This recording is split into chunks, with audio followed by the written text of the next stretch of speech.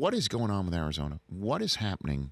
How does Seth Miller get sent home Sean from Miller. Oregon? Sorry. And How does Sean Miller? your middle name is Seth, by the way, My right? middle name is Seth. I just right. learned that. I saw the diploma on the wall. Yeah. So how does Sean Miller get sent home from Oregon only to be completely rehabilitated and sent out there by the administration with a full-throated, barrel-chested denial Yeah, it was pretty, of what ESPN is standing behind that right was now? impressive on Sean's part. I don't know that he's been fully rehabilitated. It is very difficult, Rich, and you've been in this business a long time.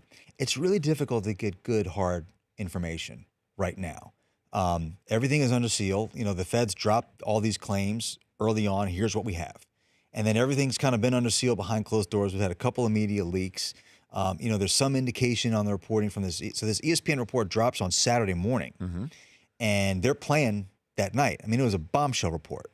And so it's hard for both Sean and his attorneys and the schools and their attorneys and their boards and everything to figure out what's going on.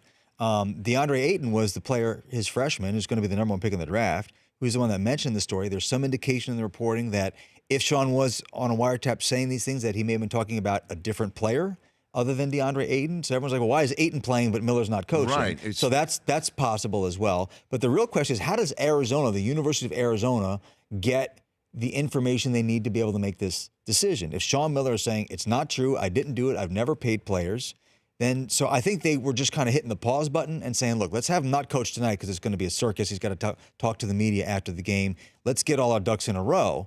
And then they took a few days to sift through, and they just didn't have any information that would lead them to say Sean Miller can't coach. So Sean Miller was very steadfast in denial. He didn't say, well, I may have been talking about, but no, I'm talking about someone else. He's saying this never happened. I've never arranged payment. I've never done this.